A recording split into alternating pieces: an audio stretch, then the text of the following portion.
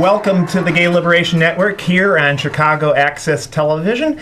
I'm Andy Thayer, your host, and with me tonight is Melissa Haggerty, who is the Action Chair for Feminist Uprising to Resist Inequality and Exploitation, otherwise known as Fury. Welcome, Melissa. Thank you. We have got a show tonight talking about a subject which is unfortunately not talked about much at all, and that is the problem of sexual violence in the United States.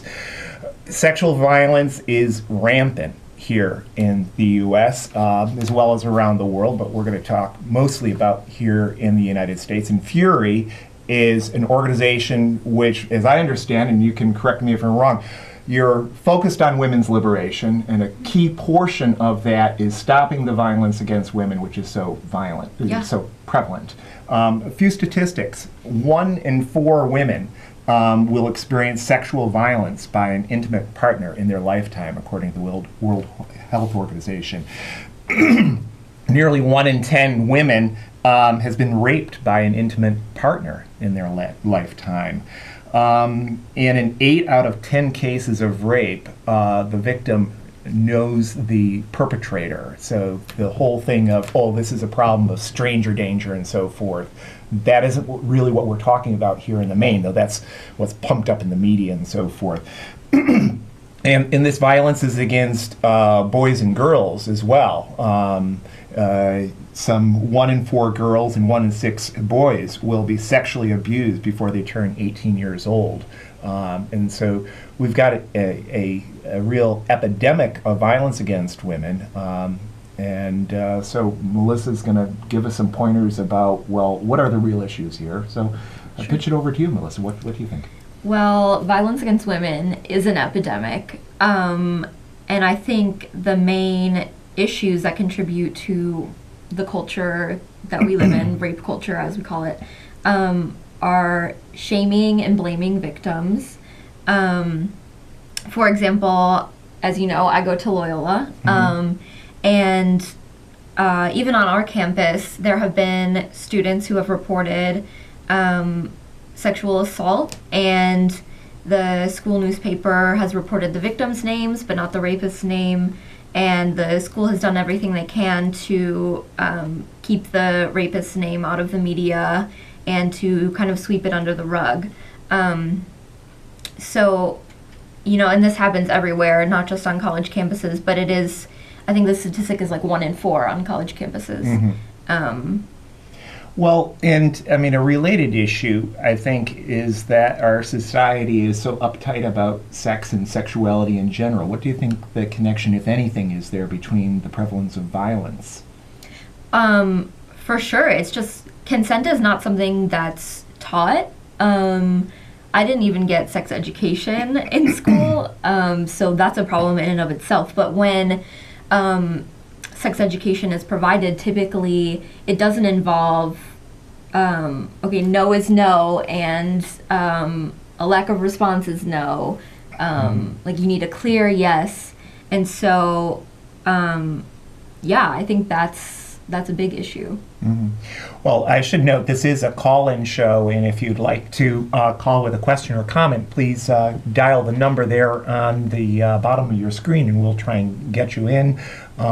Now, what do you think are the causes of sexual violence in our society, Melissa? Definitely,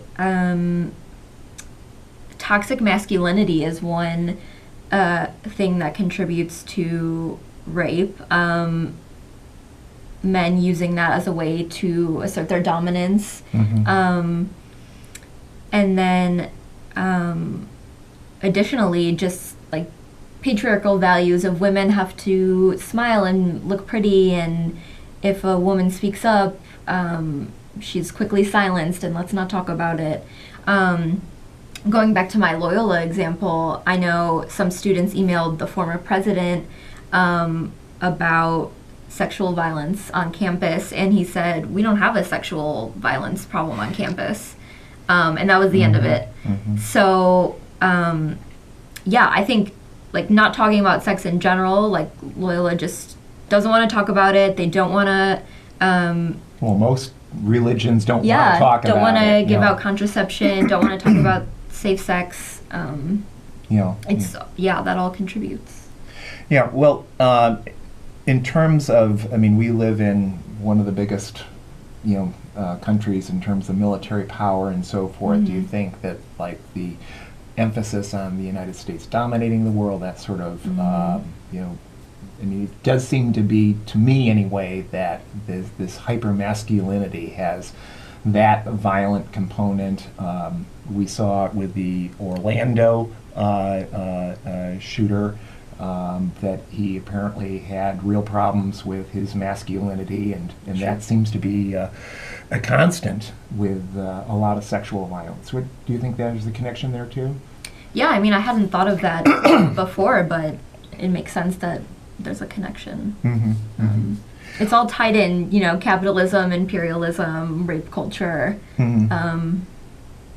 Well, I would like to switch gears for just a moment, because for those of our listeners who were paying attention, I hope all you were, we had a very important Supreme Court decision come out the other day about abortion rights. Specifically, the Supreme Court struck down a notorious Texas law that arguably this was the most important abortion rights decision since Roe v. Wade. And Fury was involved in organizing around the oral arguments. We got some of those pictures up in previous shows, but also just recently, on the day of the decision, Fury and other folks responded, and we'll get a few of those pictures up here on your screen here. Do you want to say a few words about Fury's response?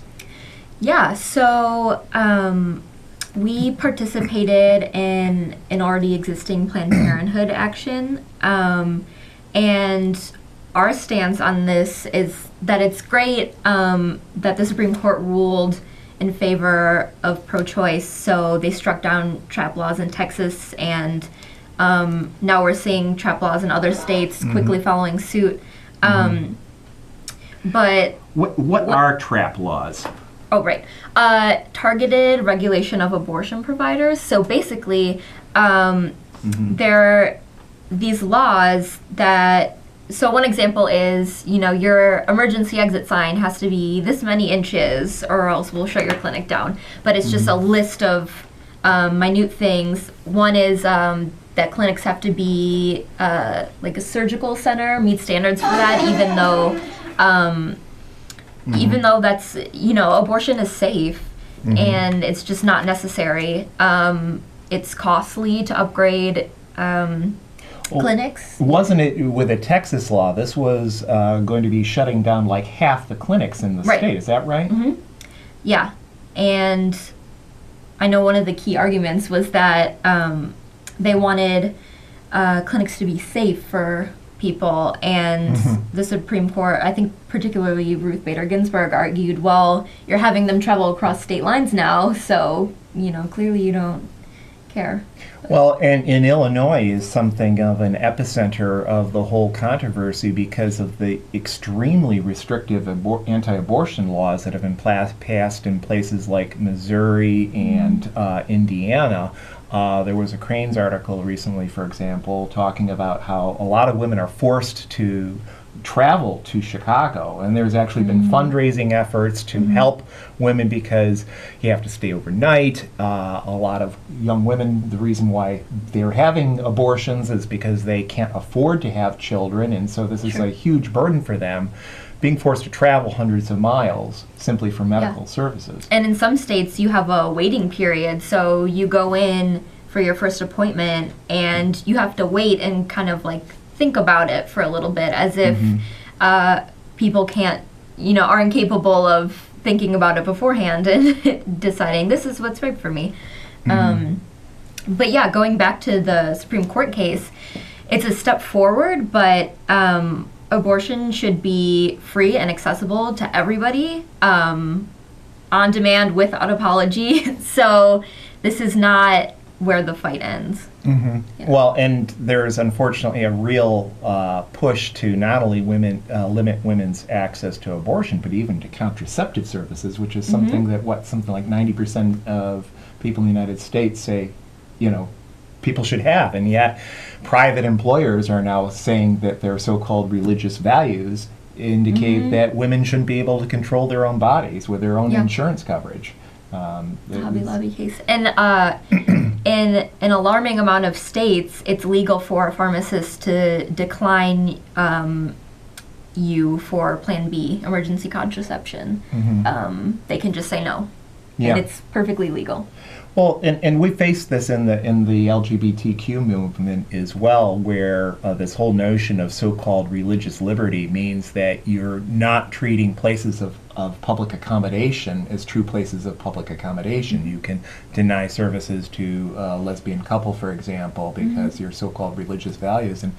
And we've been saying for quite a long time that this is an attack not just on LGBTQ rights, but the whole notion of freedom of access to public accommodations is something that the African American civil rights movement fought and died for. And here it's under threat, and first they'll maybe go after women, or they'll go after gays, or whomever.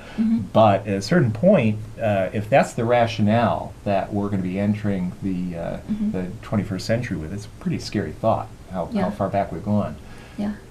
Absolutely. And something to note is that reproductive justice is important for, trans men as well, who can become pregnant, non-binary people, and a lot of these clinics aren't really inclusive of those communities, not really accessible to low-income communities, so.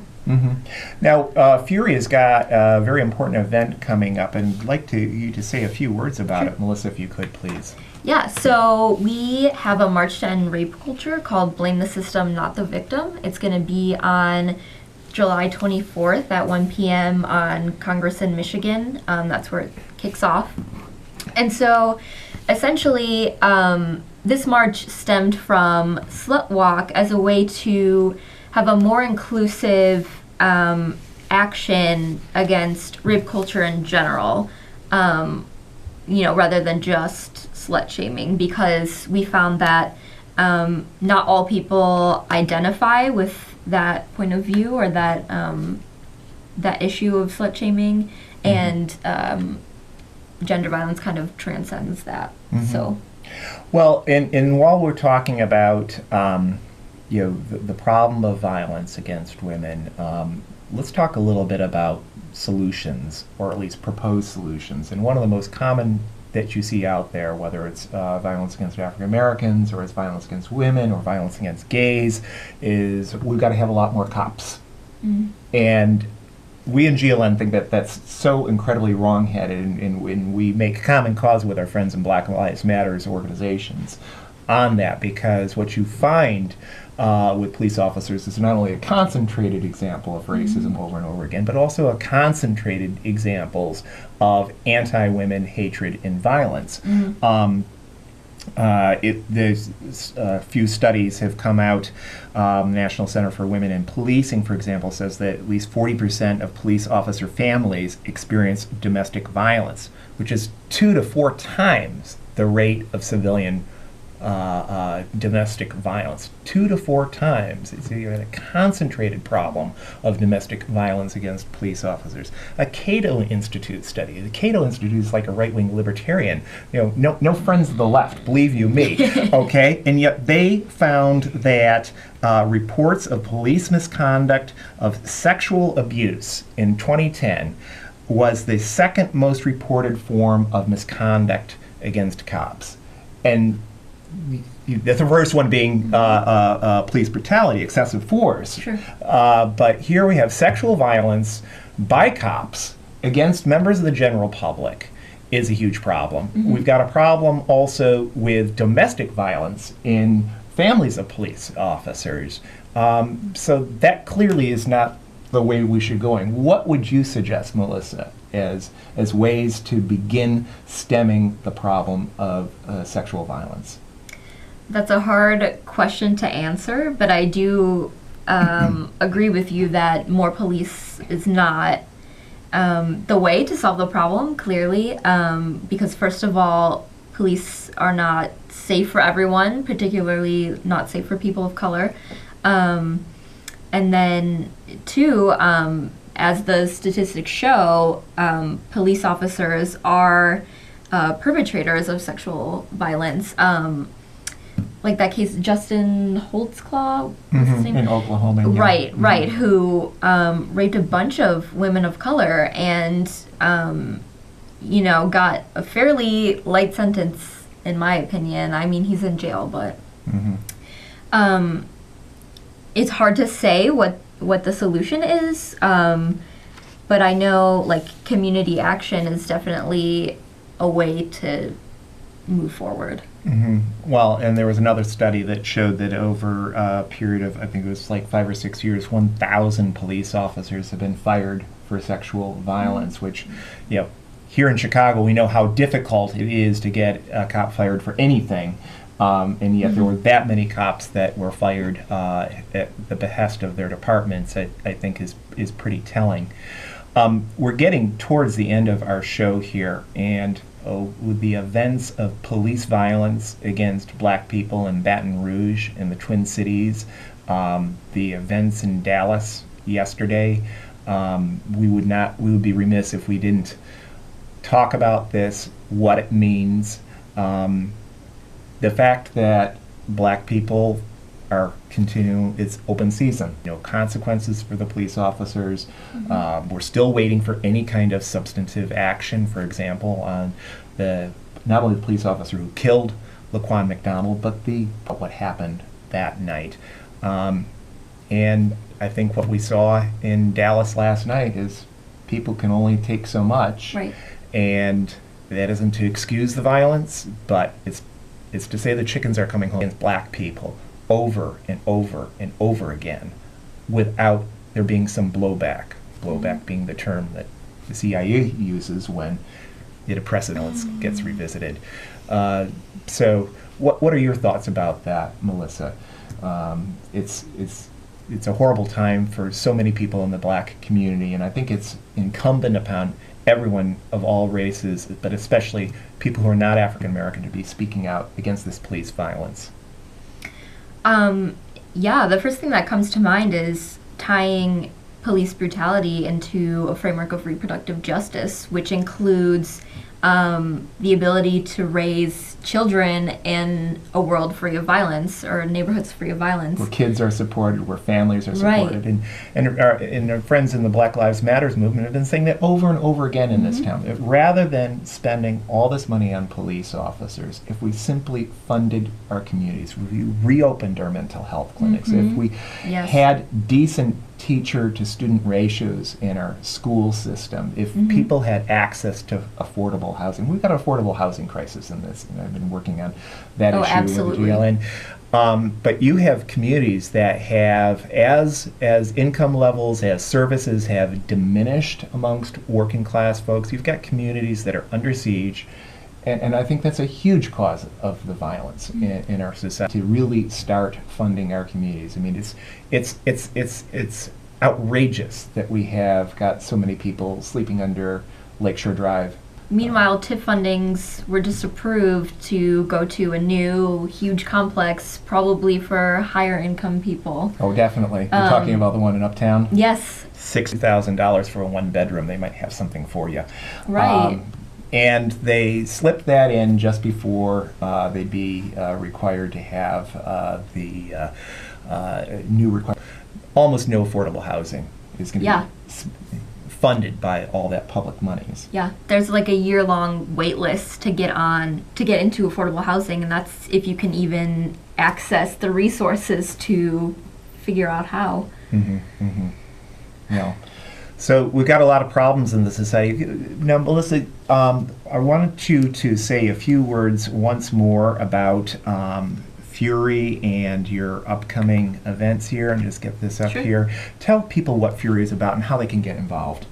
So, Fury, as Andy said, stands for Feminist Uprising to Resist Inequality and Exploitation. We are a grassroots feminist organization, and we focus on all intersecting issues. So, whether that be sexual violence, whether that be reproductive justice, racism, homophobia, mass incarceration, the list goes on and on. This is not just a white women's only feminist organization. The Right. intersectionality, I think, is so important. Right. And Fury has been very helpful to us in the LGBTQ community, talking in solidarity with GLN, and we certainly appreciate that. Aside from going to the website up on the screen there, how can people get involved in Fury? So we have a meeting coming up this Sunday at 6 p.m. in Wicker Park. You can go to our Facebook page. You just search Fury, and there's an event for it. So going to meetings is one way to get involved. Showing up to actions. Yeah. And again, this is how you can find Fury on the web. We talked about the epidemic of sexual violence in society. We've gone through decades of chipping away at Roe v. Wade, and as someone who's got a few gray hairs, I find that Fury is out there in the streets and saying, well, the way that we're going to defend women's rights is in the streets. I find that so important because that's the way that all rights have always been won. And that when the feminist movement was weaker, following Roe v. Wade, as people thought, well, quote unquote, we won, and people, for one reason or another, were less active. That's when we saw the erosion of abortion rights. Yeah. And we've got a presidential campaign coming on now. What are your another way that abortion rights have eroded is with the Democrats being in office. For example, Planned Parenthood's campaign is just to elect a Democrat, namely Hillary Clinton. Hillary Clinton says abortion should be rare and it's tragic, and that's the exact rhetoric that pushes extremists to, light clinics on fire because it's not tragic. Right. It's, it needs to be free on demand without apology. It's a safe legal procedure, and well, and if you're really talking about reproductive freedom, I think you're talking about a society where we don't just mouth the words, the children are our future, but you actually support parents who want to have children, that people feel like when kids are of age, they're going to have decent child care. I mean, we're one of the few countries in the world that doesn't have mandatory paid maternity leave. I mean, we've got countries in the world that are far poorer than the United States that are able to have things like paid family leave and so forth, and coverage of contraceptives by their national health services and so forth. So, the way to win this fight is not to focus on elected officials, it's to get involved with grassroots organizing and demand your rights. Yeah, I mean, we won Roe v. Wade in an era when we had Tricky Dick Nixon packing the Supreme Court with anti-abortion justices, but there were movements in the streets of America. They were demanding things. We demanded things not just for women, but for black people, for gays, for ending the war in Vietnam and so forth, and that's really how we got those things. Today, all of these rights, black people's lives, women's lives, are under attack. And in the words of ACT UP, we've got to act up, fight back. That's the way that we're going to win things. One last plug here for Fury. This is how you can get involved. Go to their website, fury.strikingly.com, and then their very important activity coming up, and get it on your screen there. Tell people once more about the March to End Rape Culture, please. Sure. So, again, it's going to be on July 24th at 1 p.m., kicking off at Congress in Michigan. And this March Against Rape Culture stemmed from Slut Walk, where we wanted to... Which was a protest against slut shaming. Explain that, please, Melissa. So Slut Walk it's a protest against slut shaming. It's also a march. And just not everyone identifies with that, and not everyone feels comfortable. And this is also more of a way to address all intersecting issues involved with sexual violence rather than specifically slut shaming. Well, thank you very much, Melissa. It's been a pleasure having you on the program tonight. Melissa Haggerty is the Actions Chair of Fury Feminist Uprising to Resist Inequality and Exploitation. Again, check out their activity coming up July 24th. And finally, thanks so much to everyone who helped on tonight's show.